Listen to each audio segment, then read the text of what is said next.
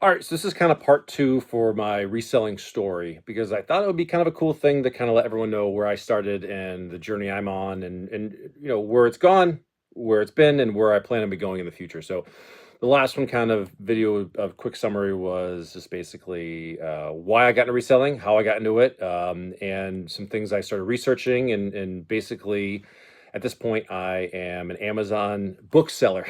So yeah, I got into, like I said, I got into the book thing, which is crazy. And so that's what I did for a little while. I mean, for maybe like 2 years or so, I was primarily a bookseller because it was really good money and the returns were really nice. The ROI is fantastic in certain things like that because, again, you can buy them low, sell them high, and you can get them in volume everywhere. It was pretty crazy. But the most important thing was it really opened up my eyes to Amazon FBA and volume and diversity for reselling and the things you really can sell. And so after selling, for months and months of just like used books on Amazon, I realized that there's a huge market on there for new products as well. And the way that works for Amazon basically is if you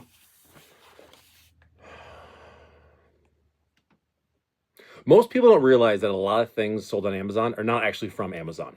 That's a huge misconception that people don't realize. So if you go through an Amazon listing, for example, and if a product says ships from and sold by Amazon, that is actually from their warehouse. That's their FBA, Fulfillment by Amazon program. But it doesn't mean that well, if it's from Amazon, that's from them. But if it says like, shipped prime and it's from like a different seller, from ABC seller, that's actually a Fulfillment by Amazon product. So that means that they took their product that they sourced, they sent it to the warehouse of Amazon, and it's coming from them.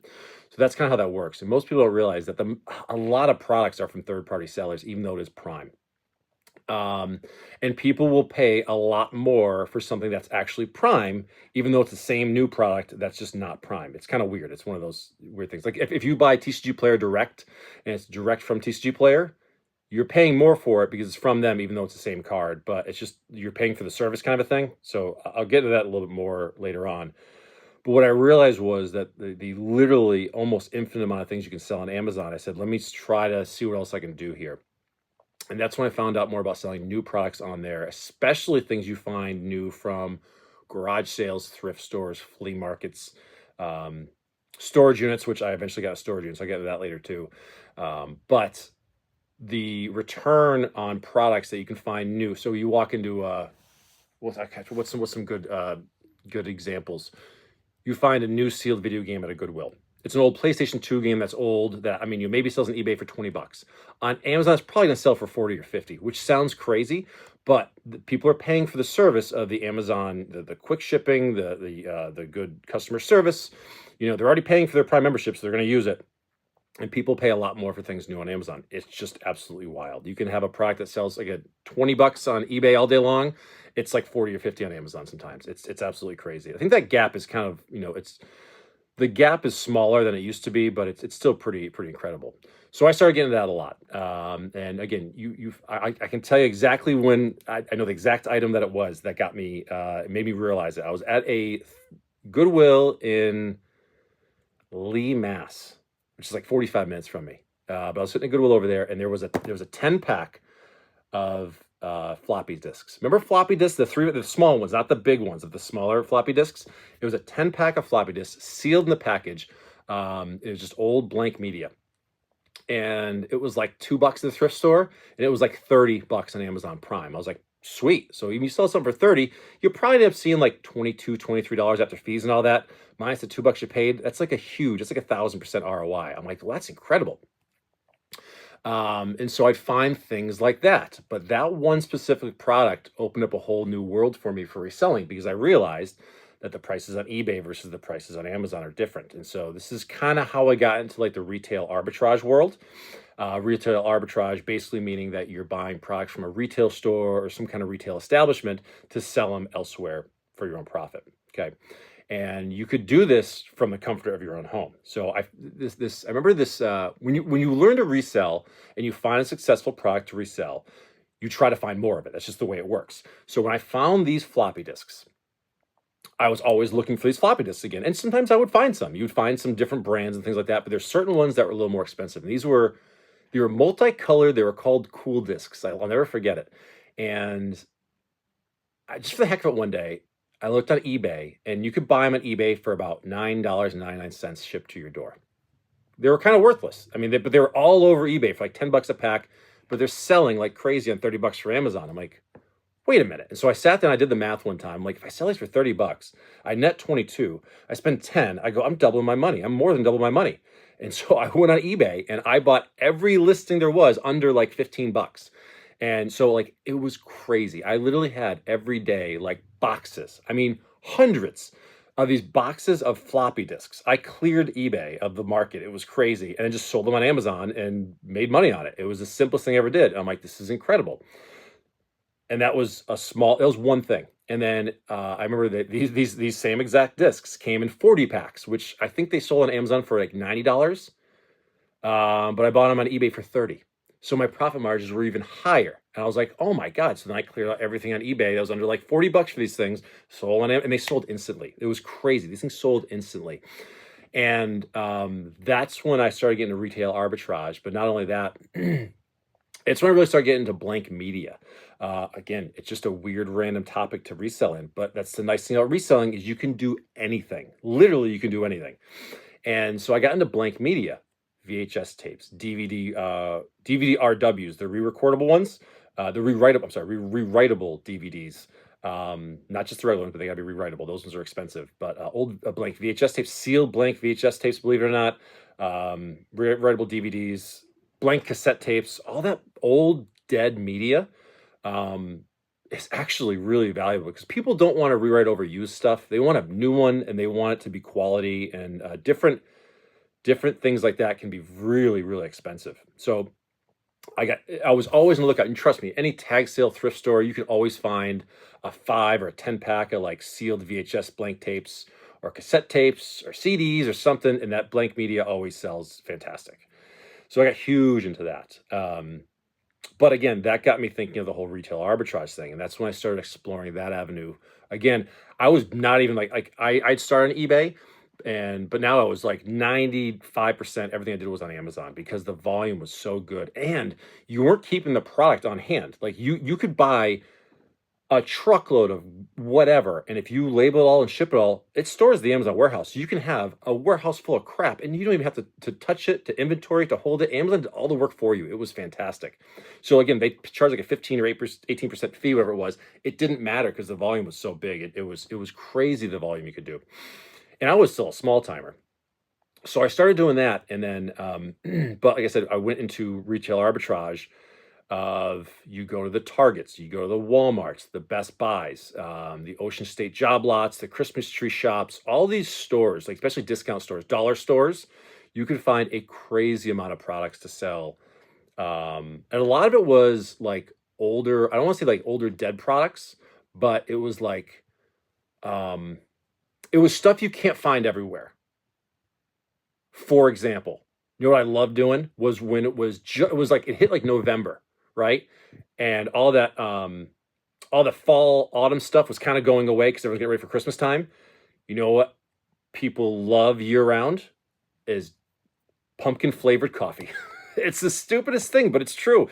And so what I would do is the beginning of November, I would go from like store to store to store and clear shelves. I would clear shelves of pumpkin flavored K-Cups or pumpkin flavored candies, honestly. And if you get approved, you can sell food and things like that on Amazon. There's a process. You can't just sell anything on Amazon right away. Like you have to get ungated.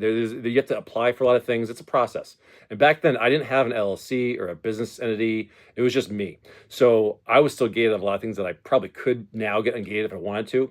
But like all those kinds of things, they sell great, especially as you get close to Christmas time. So I used to go to stores all the time. Clearance aisles of like a Walmart was a gold mine. I mean, there's so many things new in a package, clearance at Walmart because that store doesn't want to sell them anymore. Doesn't mean that someone across the country doesn't want them. And the best thing was I live in New England, so we're seasonal. In New England, you get winter, summer, spring, fall. You get all 4 seasons. And so maybe it's summer here.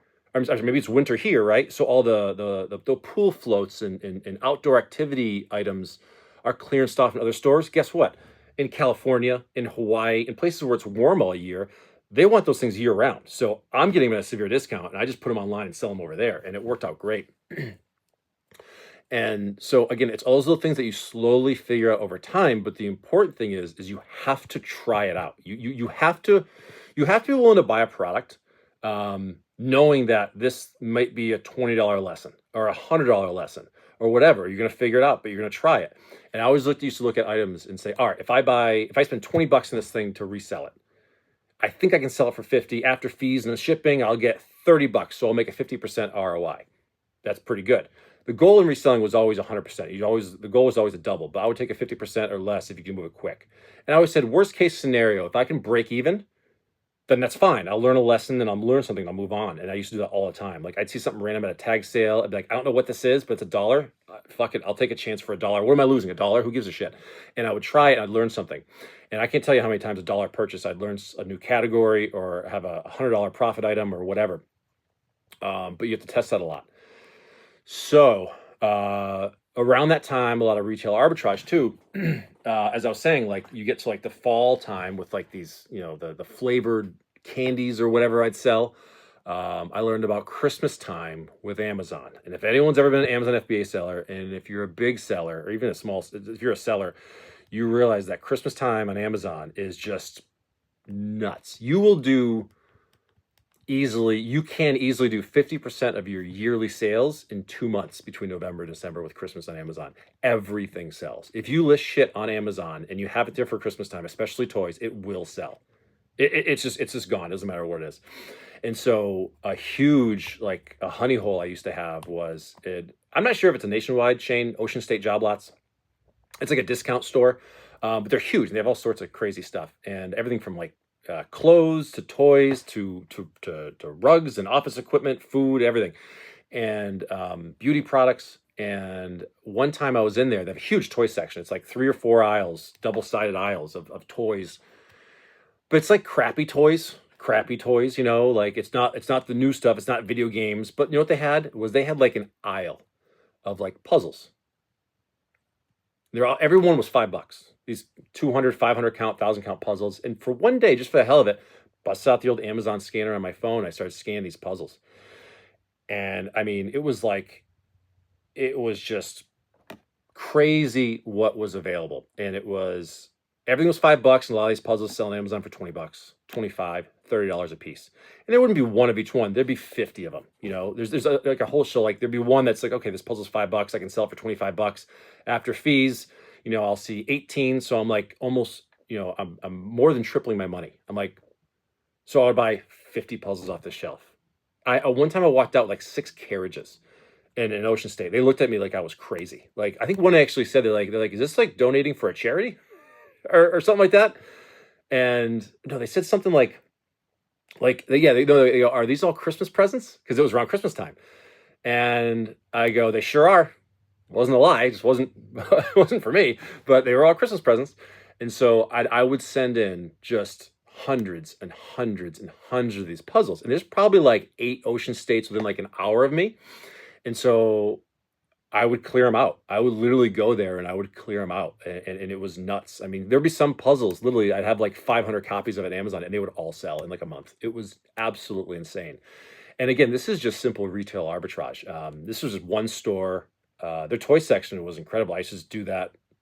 I mean, it was in Ocean State every day. I even talked to the managers like, hey, when do you get more of these in? When do you get more of these in? And I try to make those contacts. And I could have just made a living just doing that. And what's funny is for those that know how pricing works on Amazon, if multiple people have the same product, sometimes you have a race to the bottom. It happens with Magic the Gathering, right? If everyone's trying to sell Innistrad Remastered collector boxes and everyone wants to get rid of them, you're going to move it down a little bit until yours sell quick and you get rid of it.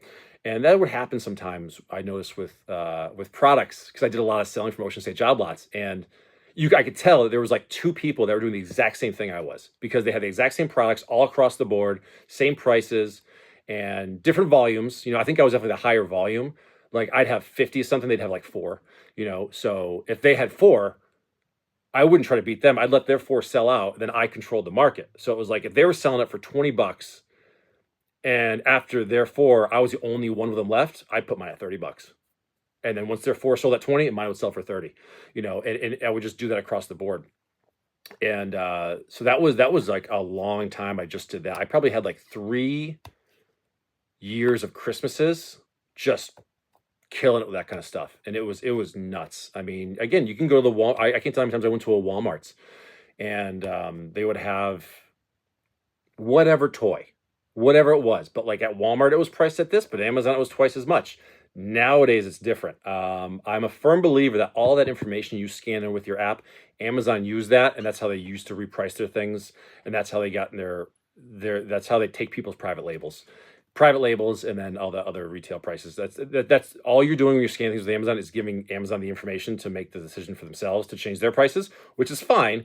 Um, but for a while, you can certain categories you can really take them over, and you can do really crazy stuff with them, especially if it's old products.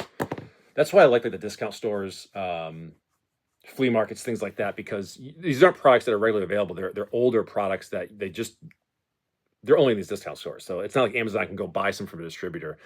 It is what it is. So yeah, that was a lot I did with Amazon, and it was a lot of trial and error. It was I told myself that every week I'm going to learn a new category. If I was going to learn, if I was going to learn um, dress shoes. Like I did that one time. I was like, I'm going to learn men's dress shoes because they're everywhere in thrift stores. If I can find the right brands, the right styles, the right sizes, and I can sell them for more, I will. And once you learn what to look for and that thing, then you have that tool in your toolbox to every time you go to a thrift store or a tag sale or whatever, and you have to constantly be learning. You have to always be learning, and so that's part of it. Like, but so did the Christmas thing and the huge. I went from like a huge book. I was a huge bookseller and a huge toy seller. Those are my two main categories: was books and toys. And honestly, I got to a point where after like a year of doing the Amazon thing, I knew toys were good for Christmas time. I would take the entire year and just load up the warehouses. I would just like, I mean, if I could send in all those puzzles instead of sending them in like just like the 1 week or 1 month out of the year, for 12 months, I'm just shipping in product. And, here's a dozen more, here's 50 more, here's 100 more. To your point, I have thousands and thousands and thousands of products on Amazon. And you get to Christmas time, and that's when you make all your money, is you do that. And it would work out really, really well. And so, again, that was all that.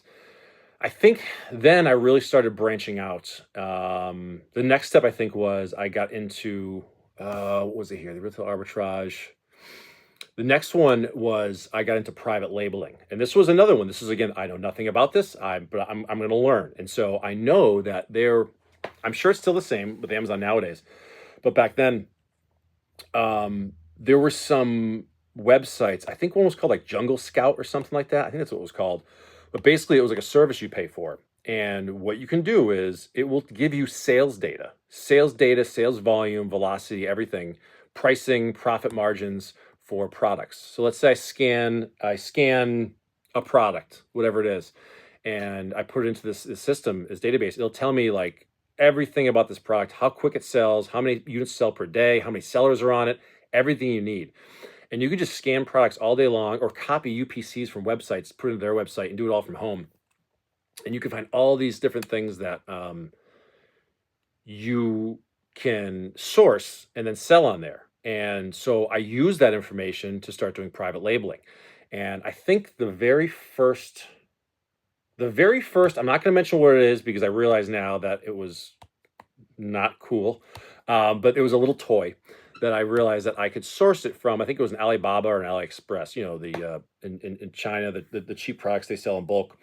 And I realized that you could buy these products cheap over there, rebrand it in America, which is what everyone does anyways. That's what all this crap is made from anyways, and sell it for a higher price. So literally, I buy something for like 15 cents, sell it for $8. It was crazy. The problem with some of this was there's a lot of competition because there's a lot of people do it. There's tens and tens of thousands of people doing the same thing, honestly looking for the same Chinese-made crap and selling it for a lot of money here on Amazon FBA. That's just what was going on. That's what's going on today. And so I think at the highest point, so say like I had that one toy and like I wouldn't sell a lot. Maybe I'd sell like 5 a day. But if I was making like $5 profit on each one, I mean, I was making $25 a day profit just on that one thing. So I thought about, okay, like let me add one more thing to this. And so I add, another product to that roster and another one. I think at one point I had like 12 different private label products I had that were they'd come in, they'd ship in from AliExpress. I put a label on them and I send it in, and that's all I did. It was zero work, and to the point where I think it was like 10 or 12 items, and I was making probably a couple $100 a day in profit just from those. Um, and this was going on for months, several months. And it was going really well. And all I kept thinking was like, I'm just going to keep building this portfolio of items and just keep doing it because it's working great. So that it was a great thing. However, probably one of my very first like hard learning experiences for what not to do.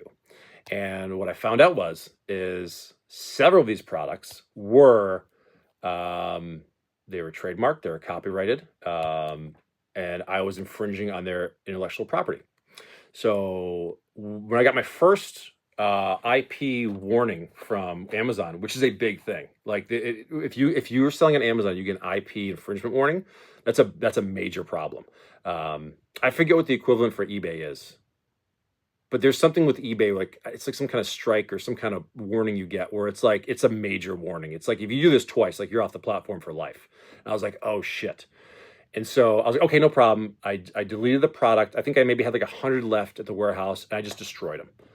I'm like, I'm not going to try to resell them. Like it was stupid. And so I was just like, okay, didn't do my due diligence, whatever, fine.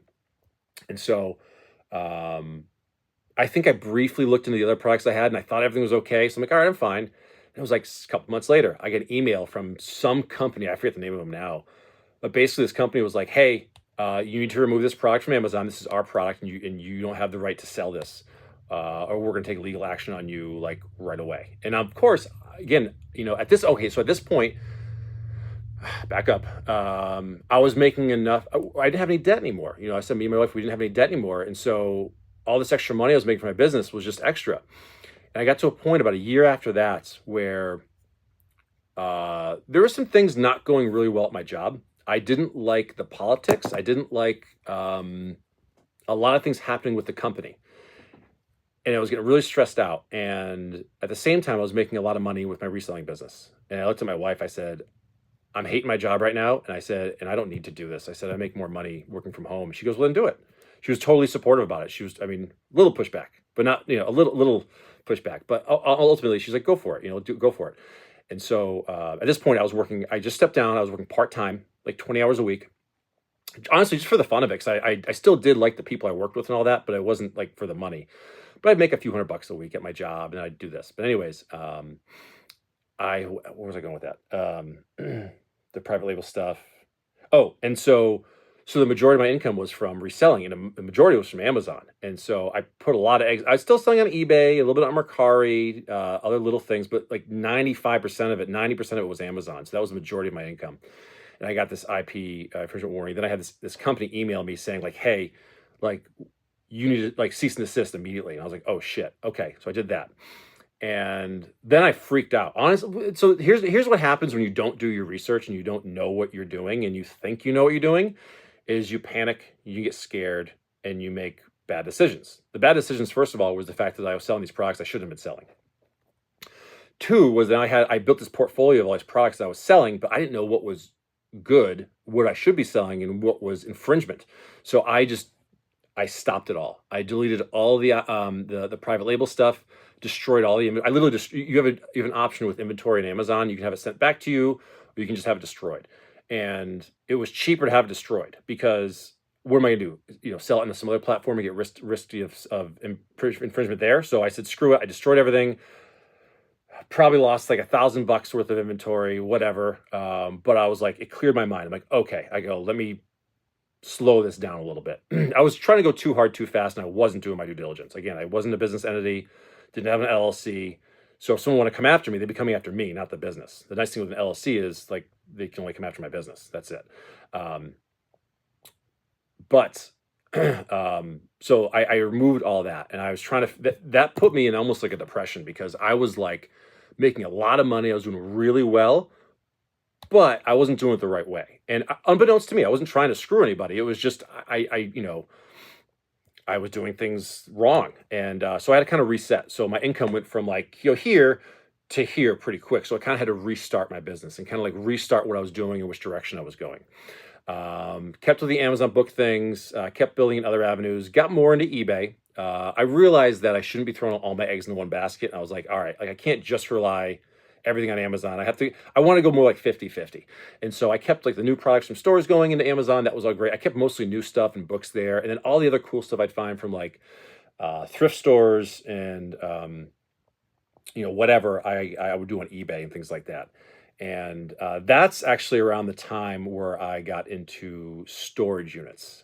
It was another new thing for me, and I really was terrified getting into it because it's a whole unknown world. But let me tell you something, it was absolutely the best thing I ever did. What was the video? Was that 25 minutes? Okay, I'll pause it there and I'll get into storage units in my next video. So again, I'm just kind of going over the story of my experience as a reseller and the things I've done right and the things I've done wrong. And eventually, after many videos, I'll get to where I am currently. But yeah, next video, we'll get into the whole storage unit thing. That was interesting.